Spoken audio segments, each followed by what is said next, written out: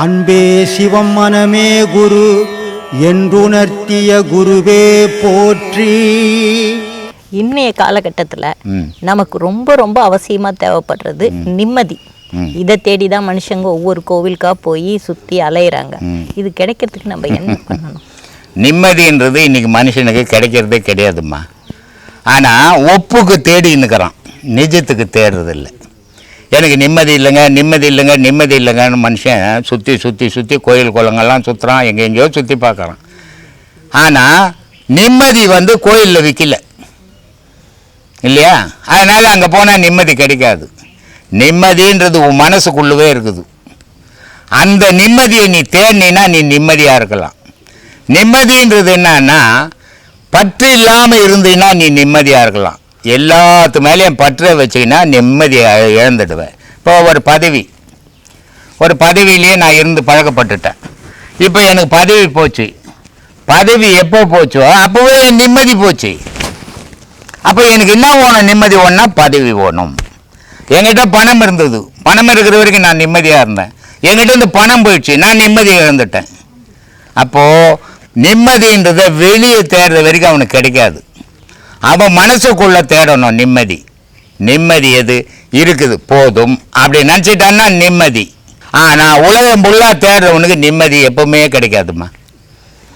சுவாமி, ஒரு சிலர் வீட்டுங்களில் நிறைய அசம்பாவிதங்கள் நடக்கும், அதனால அவங்களுக்கு மனக்கவலையாகவே இருக்கும். ஒரு ஜோசியர் சொல்கிறாரு, இந்த வாஸ்துக்கு இந்த விநாயகர் வச்சா நல்லது அப்படி இப்படின்னு. அது வச்சாதான் சரியாகுமா, இல்லை அது நம்மளோட மனப்பிரமையா? எனக்கு எங்கேயும் வச்சு சரியாக இருந்தால் தெரியலம்மா. அதுக்கு தான் சொல்கிறது, உன் விதி என்னாவோ. இப்போ எந்த விநாயகரும் வைக்காத குழப்பம் இல்லாத எத்தனை பேர் வாழறான் சொல்லு. அப்போ விநாயகர் அவங்க வீட்டில் போய் குழப்பம் இல்லாத இருன்னு சொல்லிட்டு வந்தாரா? இவங்க வீட்டில் ஒரு கல் எடுத்து போய் வச்சுட்டின்னா அது குழப்பம் தீர்த்துருமா? குழப்பம்ன்றது உனக்குள்ளகுது. இந்த குழப்பம் ஏன் ஏற்படுது, எதுக்காக ஏற்படுது, அது காரணத்தை அறிஞ்சிட்டின்னா நிம்மதியாக இருக்கலாம், சந்தோஷமாக இருக்கலாம். பிள்ளையார் மதிசம் பண்ணி வைக்க மாட்டார். இது வாஸ்துன்ற பேரில் அவன் பொழப்பு தொழில் பண்ணுறான். இதுக்கு அடிமை நீ ஆகிட்ட. அதனால் கொடுத்துட்டு வச்சுக்கோ 2 பிள்ளையாரை. அப்போது அது நிம்மதியாக இருந்தீங்கன்னா சந்தோஷம் தானே. பிள்ளையார் வந்தார் சந்தோஷமாகறான்னா அந்த சந்தோஷம் நல்லாயிருக்கும். ஏதாலும் உன் விதி என்னாவோ அதுபடி தான் உன் வாழ்க்கை. அதை யாரும் தடுக்க முடியாது.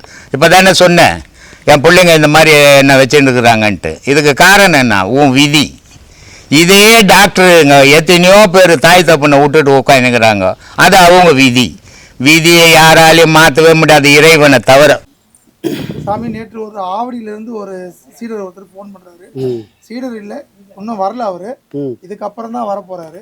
அவர் உபதேசமும் வாங்கல, வரவும் இல்லை. ஆனா என்கிட்ட நேத்து எனக்கு கால் பண்ணி பேசினாரு.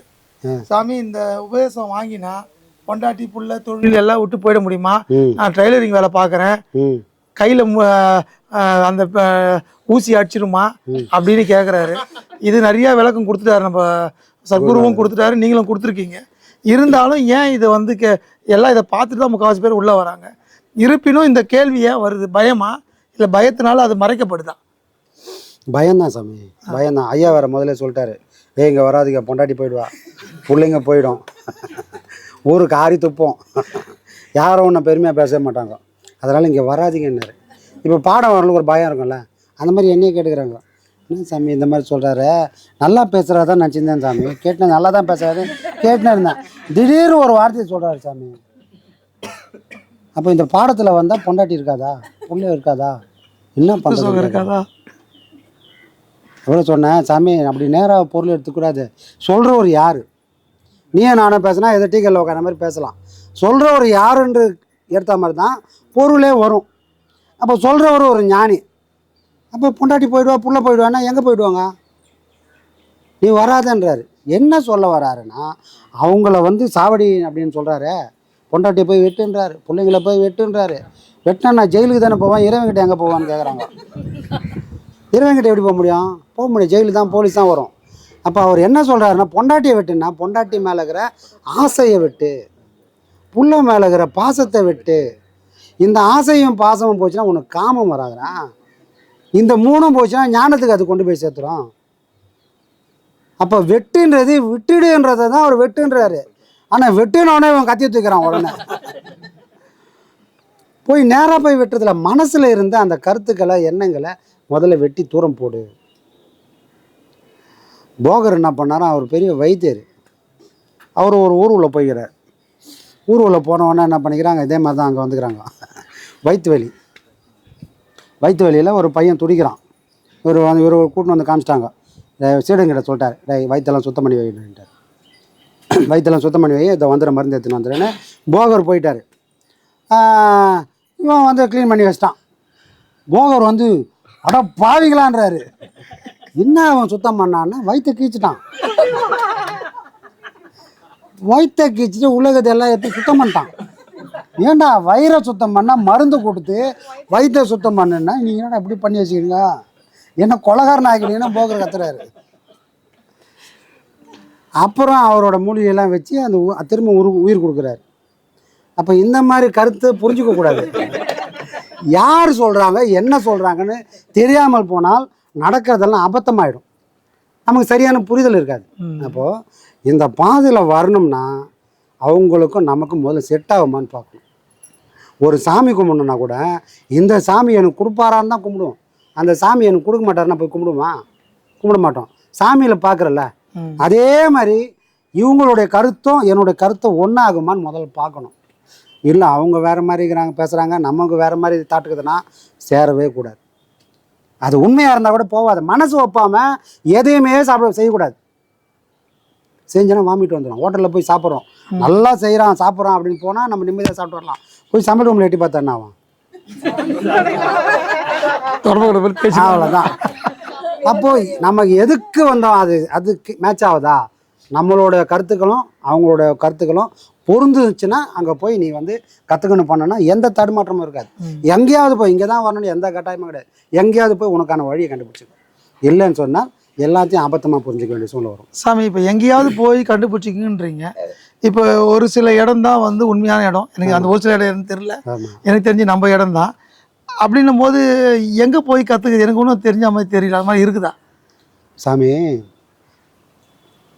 இந்த உலகம் வந்து ஒரு மாய விளையாட்டு பொம்மை. அது என்ன பண்ணுன்னா, இங்கே நிறைய பேர் நிறைய சாமர்த்தியமான விளையாட்டுலாம் விளையாடுறாங்க. சிலதை சொல்லக்கூடாது, ஆனால் சிலதை மறைமுகமாக சொல்லலாம். இப்போ நாம் வந்து வார்த்தைக்கு வார்த்தை எங்கே சுற்றினாலும் நம்ம குருநாதரை முன்னிலைப்படுத்தி பேசிக்கிறோம். எதுக்காக பேசுகிறோம் அப்படின்னு சொன்னால், என் குருநாதர் தான் இவ்வளோத்துக்கும் அடிப்படையான காரணம். அவர் ஒருத்தர் இல்லைன்னு சொன்னால் இது எதுவுமே எனக்கு தெரியாது, வழியாக இல்லை. நான் வந்ததுக்கும் அவர் தான் காரணம், வாழறதுக்கும் அவர் தான் காரணம், கொண்டு போய் சேர்க்கறதும் அவர் தான் காரணம். அப்போது இந்த 3 விஷயத்துக்கும் அவர் தான் காரணம்னா அவரை நான் சொல்லிக்கினே இருக்கணும். ஆனால் அவரை சொன்னால் என்ன ஆகும் அப்படின்னு சொன்னால் என்னோட அடையாளம் அங்கே இருக்காது. என்னைக்கு நான் அவரே உருவேற்றினுக்கிறனோ என்னோட அடையாளன்றது ஒன்றும் தெரியாது போயிடும். இது யார் செய்வா? உண்மையான சீடனால் மட்டும்தான் செய்ய முடியும். ஆனால் இன்னொரு விஷயம் இருக்குது, நான் யாரையும் தப்பாக சொல்லலை. இது இந்த உலகத்தில் எல்லா இடத்துலையும் நடந்துன்னே இருக்குது. நான் இந்த உலகத்துக்கு அடையாளம் தெரியணும் அப்படின்றதுக்காக நிறைய பேர், திரும்ப சொல்கிறேன், நான் யாரையும் சொல்லலை, பொதுவாக நடக்கக்கூடிய விஷயங்களை சொல்கிறேன். இந்த உலகத்தில் நான் அடையாளம் தெரியணும் அப்படின்னு சொன்னால் என் குருநாதரை நான் மறைப்பேன். இதை எல்லாரும் பண்ணிருக்கிறாங்க. இன்றைக்கி பெரிய பெரிய ஆசிரமத்தெலாம் பார்த்தீங்கன்னா அவர் ஒருத்தர் மட்டும்தான் இருப்பார். அவரோட பூர்வீகம் இந்த உலகத்தில் யாருக்கும் தெரியாது. அவர் எங்கேருந்து வந்தார், யார் மூலியமாக அதை கற்றுக்கினாரு, யாருக்குமே அட்ரஸே கிடையாது. காரணம் என்ன? அவரை காட்டினா இவர் மறைஞ்சிருவார், இவரை காட்டினா அவர் மறைஞ்சிருவார். அப்போ இவ்வளோ பெரிய நாடகம் இங்கே நடந்துனுக்குது.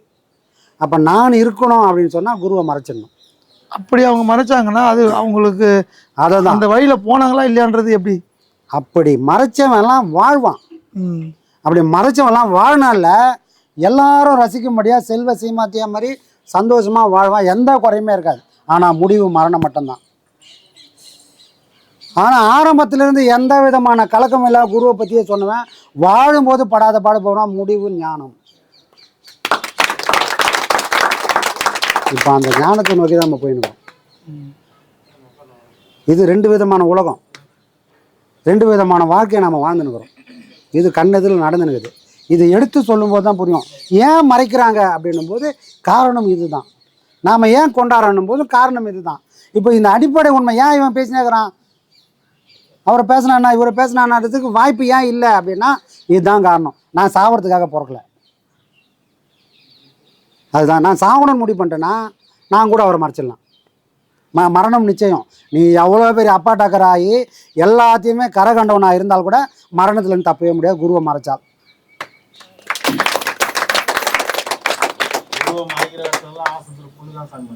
அவனுக்கு அப்புறம் யாருமே இருக்க மாட்டாங்க. அவர் ஒருத்தரோட முடிஞ்சு போச்சு அந்த சாப்டர். ஆனால் குருவை கொண்டாடின எல்லாமே காலம் கடந்து நிற்கும், காலம் கடந்து நிற்கும். அதுதான் இந்த உலகத்தோட சாட்சி. அதுதான் உண்மை சாமி. நிறைய பேர் என்ன நினச்சிக்கிறாங்கன்னா வரவங்க எல்லாரையும் முட்டாள் நினச்சிக்கிறாங்க. சீடர்னா என்ன நினச்சிக்கிறாங்க, சீடருக்கு நான் இப்போ தெரிய போதே, நாம தான் எல்லாருமே தெரிஞ்சுக்கணுமே. அப்படி கிடையாது விஷயம். நம்ம பஞ்சாயத்தையே தாண்டி இருக்க மாட்டோம். சீடர்கள் இந்த உலகம் ஃபுல்லாக சுற்றிட்டு வரவங்க, பல ஆசிரமம் போய் பல குருமார்களை போய் பல விஷயங்களை கேதர் பண்ணிட்டு அங்கே உட்காந்துக்கிறாங்க. அவங்களுக்கு எல்லாமே தெரியுன்றத முதல்ல நான் புரிஞ்சுக்கணும். அவங்களுக்கு தெரியாது நினச்சி நான் பாட்டு வாய்க்கு வந்ததெல்லாம் பேசுனேன்னா இவர் அப்படியே அளந்து கொடுத்துருவாங்க. இது 30 ml தான், இது 1 லிட்டரு வரும் பார்த்தேன், வரல, இது 30 ml தான் வந்துக்குதுன்னு அவங்க முடிவு கட்டுருவாங்க. புரியுதுங்களா? அதனால் எதிரில் இருக்கிறவங்களும் முதல்ல புத்திசாலி. அதனால தான் மேடையில் வந்த உடனே முதல்ல எழுந்து நின்று வணக்கம் சொல்கிறது அதுக்காக தான். எதிரில் இருக்கிறவங்க நம்மளோட புத்திசாலின்னு முதல்ல நினச்சிக்கினா தான் நான் தடுமாற்றம் இல்லாத பேச முடியும். இல்லை எழுந்து நின்று வணக்கம் சொல்ல வேண்டிய அவசியம் இல்லையே. யாரும் கேட்க போகிறதில்ல. ஏன் உட்காந்து பேசுகிறா, யாரா கேட்க போகிறாங்களா? இல்லை, அவங்களோட உயரம் தெரிஞ்சனால முதல்ல எழுந்து நின்று வணக்கம் சொல்லிவிட்டு அப்புறம் தான் உட்காருவேன். இது எல்லாத்துக்குமே ஒரு பெரிய பேக்ரவுண்ட் இருக்குது. அது அந்த வழியை சிந்திச்சு பார்த்தா மட்டும்தான் தெரியும். தன்னடக்கம் எப்பவுமே வேணும். ஞானத்துக்கு தன்னடக்கம் வேணும். தன்னடக்கம் இல்லைன்னு சொன்னால் எதுவுமே சாத்தியம் கிடையாது.